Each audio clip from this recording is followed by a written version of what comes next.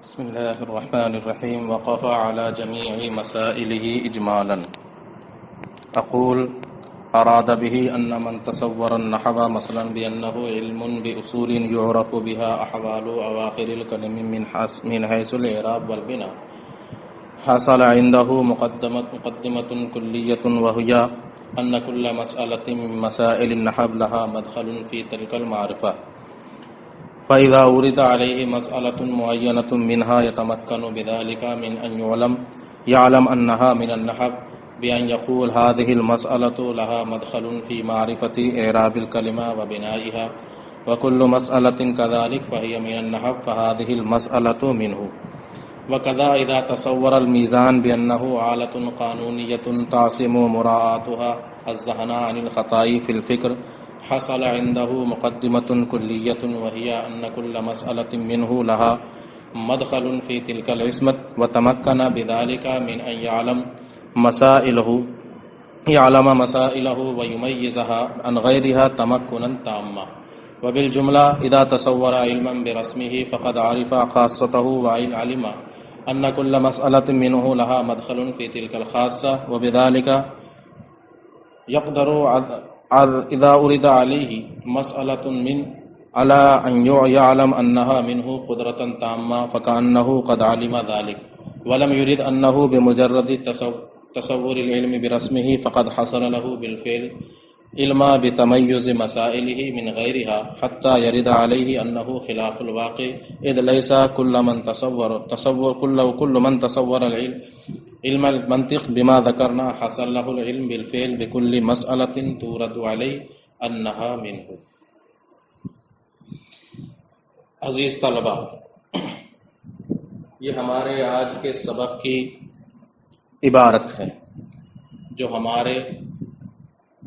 اور آپ کے درمیان پڑھ لی گئی. آج کے سبق میں نہایت ہی آسان بات، بس یوں سمجھ لیجئے کہ ایک دعویٰ کیا تھا اسی کو مثال کی روشنی میں سمجھانا چاہ رہے ہیں. خطبے کے اندر آپ نے یہ پڑھا تھا کہ انسان جب کسی علم کا تصور رسمی کر لے، یعنی اس کی تعریف رسمی پڑھ لے، تو تعریف رسمی پڑھنے کے بعد اجمالی طور پر وہ اس علم کے تمام مسائل پر واقفیت حاصل کر لیتا ہے. یعنی اب کوئی بھی مسئلہ اس علم سے متعلق اس کے سامنے آئے گا تو وہ اسی تعریف کی روشنی میں، تعریف رسمی کی روشنی میں یہ جان لے گا کہ اس مسئلے کا تعلق اس علم سے ہے یا نہیں ہے. یہ آپ نے وہاں پڑھا تھا. اسی کی تفصیل یہاں پر میر صاحب علیہ الرحمہ فرماتے ہیں، اور ایک مثال دے کر اس کی وضاحت فرماتے ہیں کہ مثلا مصنف نے یہ جو فرمایا تھا وقف علی جمیع مسائلہ اجمالا، مراد یہ ہے کہ مثلا کسی نے علم نحو کا تصور کر لیا، یعنی اس کی تعریف رسمی پڑھ لی کہ علم نحو ایسے اصول کے جاننے کا نام ہے جن کے ذریعے کلمے کے آخری احوال معرب اور مبنی ہونے کی حیثیت سے معلوم ہوتے ہیں. یہ علم نحو کی تعریف ہے. اب جب انسان نے علم نحو کی یہ تعریف پڑھ لی تو اب اسے ایک مقدمہ حاصل ہو گیا، ایک قانون معلوم ہو گیا کہ علم نحو کا جو بھی مسئلہ ہوگا اس کا تعلق کلمے کے آخری احوال سے ضرور ہوگا، یعنی کلمے کے آخری احوال کی معرفت سے اس کا تعلق ضرور ہوگا. اب جب اسے یہ مقدمہ معلوم ہو گیا، اب کوئی بھی مسئلہ جب اس کے سامنے پیش ہوگا علم نحو کا، تو اب اسی قانون کی روشنی میں وہ جان لے گا کہ چونکہ یہ مسئلہ ایسا ہے جس کو کلمے کے آخری احوال کے بارے میں کے تعلق سے معلومات ہے کہ یہ معرب ہے یا مبنی ہے، اور ہر وہ مسئلہ جس میں اس طرح کی بحث ہو کہ کلمے کے آخری احوال سے اس میں بحث کی جائے معرب مبنی ہونے کی حیثیت سے، وہ علم نحو کا مسئلہ ہوتا ہے. لہذا یہ مسئلہ بھی کس کا ہوگا؟ علم نحو کا ہوگا. تو اب اس کو علم نحو کی تعریف پڑھنے کے بعد جو ایک مقدمہ ملا کہ علم نحو ایسا علم ہے جس میں کلمے کے آخری احوال کو معرب اور مبنی ہونے کی حیثیت سے جانا جاتا ہے، تو اب اس قانون کی روشنی میں جو مسئلہ بھی علم نحو کا اس کے سامنے پیش ہوگا وہ جان لے گا کہ چونکہ یہ مسئلہ ایسا ہے کہ جس میں کلمے کے آخری احوال سے بحث کی جا رہی ہے معرب مبنی ہونے کی حیثیت سے، اور جو ایسا ہو وہ علم نحو کا مسئلہ ہوتا ہے، لہذا یہ مسئلہ بھی کیا ہوگا؟ علم نحو کا مسئلہ ہوگا۔ ایسے ہی بالکل منطق کا معاملہ ہے کہ جب کسی نے علم منطق کی تعریف رسمی پڑھ لی کہ ایسا علم ہے یا علم منطق ایسا آلہ قانونیہ ہے جس کی رعایت ذہن کو خطا فی الفکر سے بچائے، تو اب اس تعریف رسمی سے اس پڑھنے والے کو ایک مقدمہ، ایک کلیہ مل گیا کہ منطق کا تعلق ذہن کو خطا فی الفکر سے بچانا ہے۔ اب اگر اس کے سامنے کوئی مسئلہ آئے اور وہ دیکھے کہ یہ مسئلہ ایسا ہے جس میں ذہن کو خطا فی الفکر سے بچانا ہے، اور منطق کی تعریف میں ہم نے یہی پڑھا ہے کہ جو ذہن کو خطا فی الفکر سے بچائے، تو اب وہ جان لے گا کہ جب اس میں بھی اس سے بچایا جا رہا ہے لہذا یہ مسئلہ بھی کس کا ہوگا؟ علم منطق کا ہوگا۔ ٹھیک ہے، تو ان کی مراد یہی تھی کہ جب انسان کسی علم کی تعریف رسمی پڑھ لیتا ہے تو اب اس کو ایک مقدمہ کلیہ مل جاتا ہے، اور اس ایک مقدمہ کلیہ کے ذریعے وہ اجمالی طور پر بہت سی چیزوں کو جان لیتا ہے۔ اب کوئی بھی مسئلہ اس علم کا اس کے سامنے پیش ہوگا، اس قانون کلی کی روشنی میں وہ جان لے گا کہ یہ مسئلہ اس علم کا ہے یا نہیں۔ یہی مراد ہے ان کی۔ اگر اس پر اب یہ اعتراض کیا جائے کہ آپ نے کہا کہ جو منطق کی تعریف رسمی پڑھ لیتا ہے اس کو اس علم کے مسائل حاصل ہو جاتے ہیں، حالانکہ ایسا نہیں ہے۔ منطق کے تعریف رسمی پڑھنے سے سارے مسائل کا علم ہو جائے ایسا تو ہو ہی نہیں سکتا۔ ہم دیکھتے ہیں کہ منطق کی تعریف رسمی اگر پڑھنے سے سارا علم بالفعل حاصل ہو جائے تو تعریف رسمی پڑھنا کافی ہو جاتا۔ تو یہ کوئی اعتراض کرے کہ منطق کی تعریف رسمی پڑھنے سے آپ نے کہا کہ علم کے جمعی مسائل حاصل ہو جاتے ہیں، ایسا نہیں ہے، تو اس کا جواب دیتے ہیں کہ ان کی مراد یہ نہیں ہے کہ بالفعل سارے مسائل حاصل ہو جائیں۔ انہوں نے یہ کہا کہ تعریف رسمی پڑھنے سے اجمالاً ایک قاعدہ کلیہ، ایک قانون کلی معلوم ہو جا رہا ہے، اس کی روشنی میں وہ اب اس علم کے بہت سے مسائل کو جان لیتا ہے کہ اس کا تعلق اس علم سے ہے یا نہیں۔ ہم یہ نہیں کہہ رہے ہیں کہ صرف تعریف رسمی پڑھنے سے بالفعل سارا علم حاصل ہو گیا۔ اگر ایسا ہوتا تو پوری کتابیں پڑھانے کی ضرورت نہیں تھی، صرف تعریف رسمی پڑھاتی جاتی اور آدمی پوری کتاب کا عالم ہو جاتا۔ ایسا ہے؟ ایسا کہیں نہیں ہے۔ تو یہ مراد نہیں ہے کہ تعریف رسمی پڑھنے سے اس کو بالفعل سارا علم حاصل ہو جائے گا، سارے مسائل معلوم ہو جائیں گے اور دوسرے سے ممتاز ہو جائیں گے، نہیں، بلکہ کہنا یہ ہے کہ تعریف رسمی پڑھنے سے اجمالی طور پر اس کو معلومات اس علم کے بارے میں ہو جائے گی۔ ملاؤ اس کو۔ اراد به انما من تصور النحو مثلا، ان مصنف کی مراد یہ ہے کہ مثلا کسی نے علم نحو کا تصور کیا بانہ علم باصول یعرف بها احوال اواخر الکلم من حیث الاعراب والبناء، کہ علم نحو ایسے اصول کے جاننے کا نام ہے جن کے ذریعے کلمے کے آخری احوال معرب اور مبنی ہونے کی حیثیت سے جانے جاتے ہیں۔ حصل عنده مقدمۃ کلیۃ، تو اب اس کو ایک مقدمہ کلیہ حاصل ہوگا، اور وہ یہ ان كل مسألۃ من مسائل النحو لها مدخل فی تلك المعرفہ، علم نحو کا کہ ہر مسئلے کو کلمے کے آخری احوال کے معرفت سے تعلق ہوگا۔ فَإِذَا أُورِدَ عَلَيْهِ مَسْأَلَةٌ مُعَيَّنَةٌ مِنْهَا، تو اب جب اس کے سامنے علم نحو کا کوئی معین مسئلہ پیش کیا جائے گا، يَتَمَكَّنُ بِذَلِكَ، تو اب اسی کے ذریعے وہ اس بات پر قادر ہوگا کہ وہ اس کو جان لے کہ یہ مسئلہ علم نحو کا ہے۔ بِأَنْ يَقُولُ، تو وہ کہے گا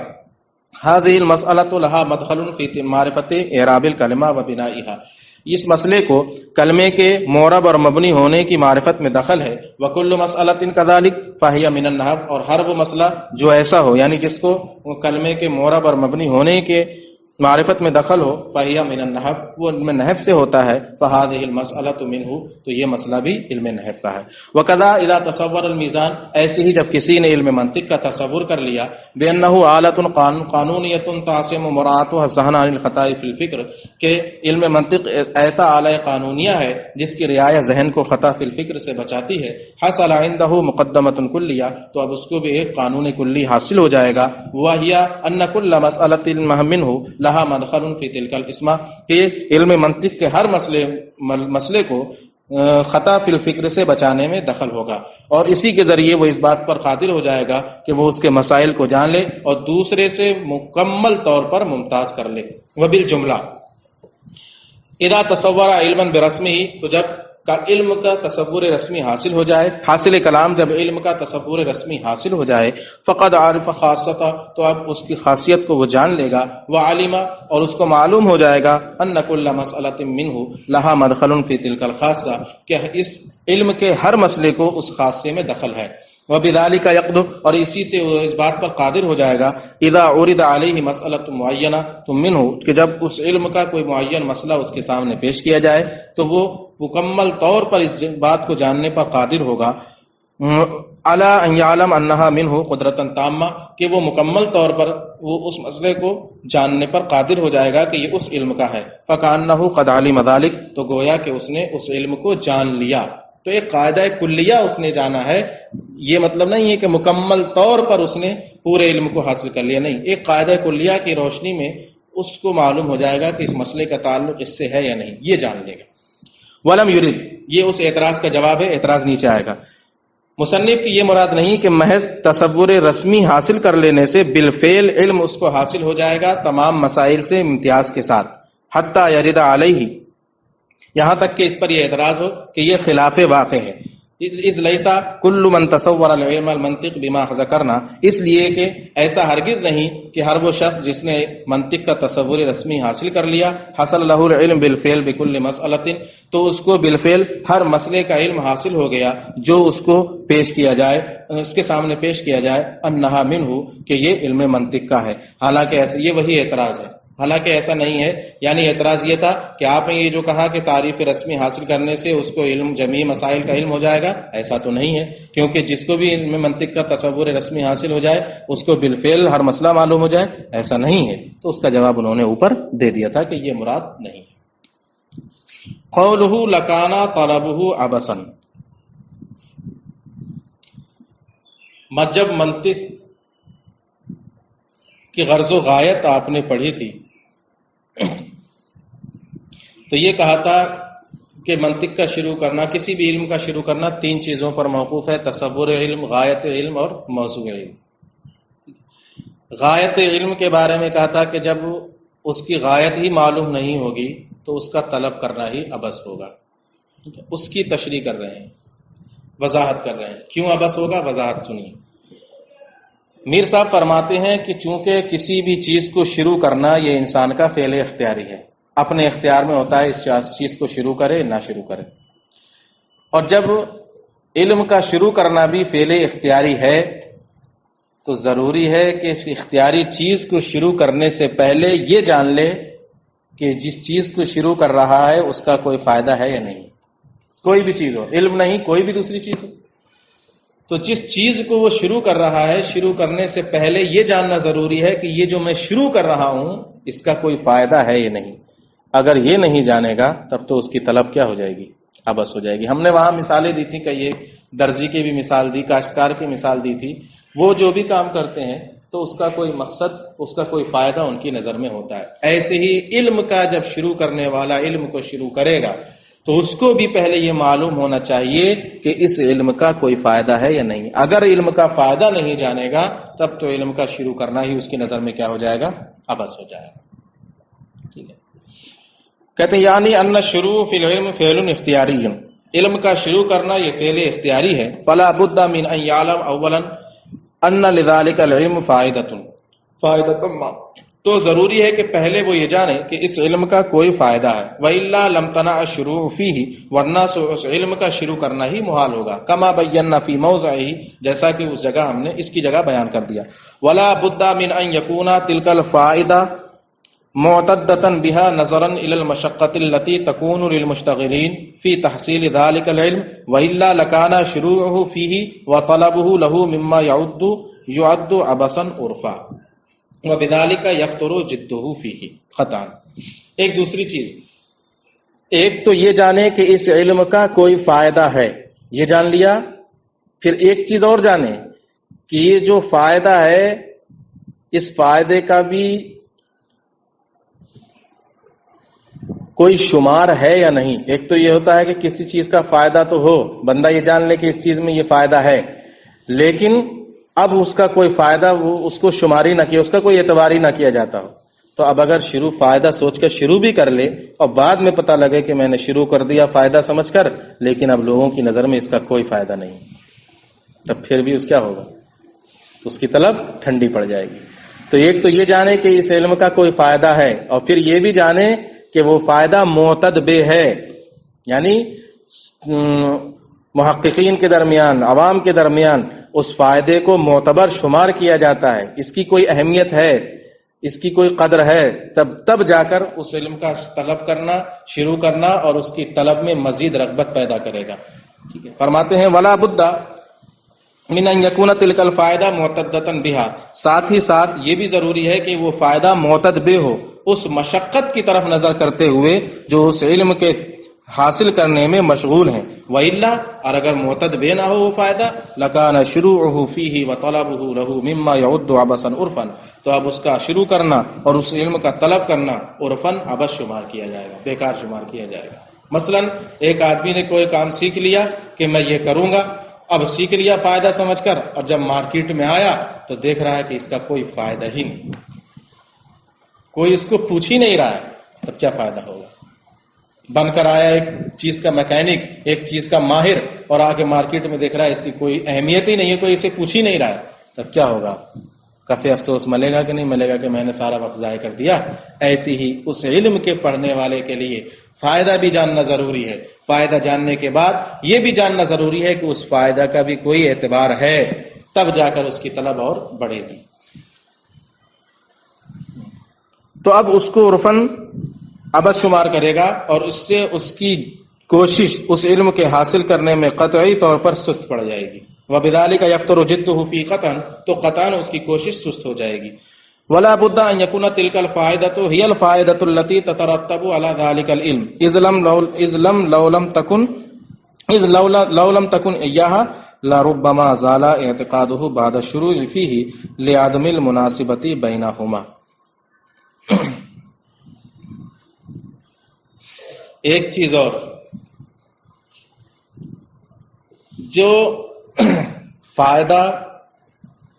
سوچ کر اس نے علم شروع کیا کہ اس علم کا یہ فائدہ ہے، تو واقعی وہ فائدہ اس علم پر مرتب بھی ہوتا ہو، ایسا نہ ہو کہ فائدہ اس نے سوچا ہے کہ اس علم کا یہ فائدہ ہے اور وہ اس علم کا فائدہ ہی نہ ہو، مرتب ہی نہ ہو رہا ہو اس علم پر۔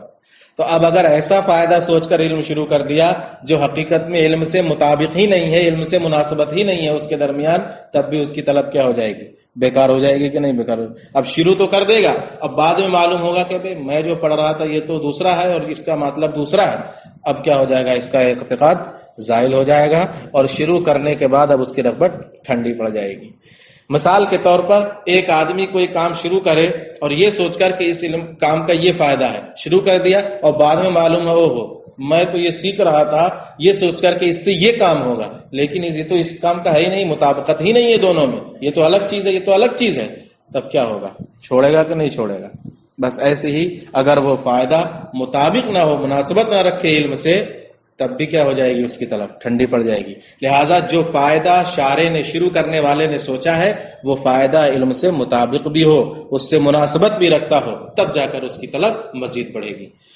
وَلَا بُدَّ مِنْ أَنْ يَكُونَ تِلْكَ الْفَائِدَةُ، یہ بھی ضروری ہے کہ وہ فائدہ یعنی جس کو معتد بے شمار کیا جا رہا ہے، اس نے سمجھا ہے، وہی فائدہ ہو جو اس علم پر مرتب ہو رہا ہو۔ اگر ایسا نہ ہو، لَرُبَّمَا زَالَ اعْتِقَادُهُ بَعْدَ الشُّرُوعِ فِيهِ، تو اب اس کا اعتقاد اس علم کو شروع کرنے کے بعد زائل ہو جائے گا۔ کیوں؟ لِعَدَمِ الْمُنَاسَبَةِ بَيْنَهُمَا، فائدہ اور علم کے درمیان مناسبت نہ ہونے کی وجہ سے۔ فَيَسِيرُ سَعْيُهُ فِي طَلَبِهِ عَبَثًا فِي نَظْرِهِ، تو اب اس کی علم کو طلب کرنے کی کوشش خود اس کی نظر میں ہی کیا ہو جائے گی؟ عبث ہو جائے گی۔ وَأَمَّا إِذَا عَلِمَ الْفَائِدَةَ مُعْتَدَّةَ بِهَا الْمُرَتَّبَ عَلَيْهِ، لیکن جب وہ اس فائدے کو جو معتد بے ہے اور اس علم پر مرتب بھی ہے اس کو جان لے گا، فَإِنَّهُ يَكْمُلُ رَغْبَتُهُ فِيهِ، تو اب اس کی رغبت اس میں بڑھ جائے گی، کامل ہوگی۔ وَيُبَالِغُ فِي تَحْصِيلِهِ، تو اب كَمَا حَقُّهُ وہ اس کے حاصل کرنے میں کوشش کرے گا۔ وَيَزْدَادُ ذَلِكَ الْاعْتِقَادُ بَعْدَ الشُّرُوعِ بِوَاسِطَةِ مُنَاسَبَةِ مَسَائِلِهِ لِتِلْكَ الْفَائِدَةِ، اور اس کا اعتقاد اس علم کو شروع کرنے کے بعد مزید بڑھے گا اس فائدے کے مسائل سے مناسبت کی وجہ سے، یعنی اس فائدے کے اس علم کے مسائل سے مناسبت کی وجہ سے علم کو شروع کرنے کے بعد اب اس کا اعتقاد مزید بڑھتا چلا جائے گا۔ یہ آج کا آپ کا سبق ہے، اس کو آپ محفوظ کر لیں۔ میرے خیال سے باتیں سمجھ میں آ گئی ہوں گی، سب کچھ ماشاءاللہ ترجمے سے ظاہر ہے، آپ اس کو محفوظ کریں۔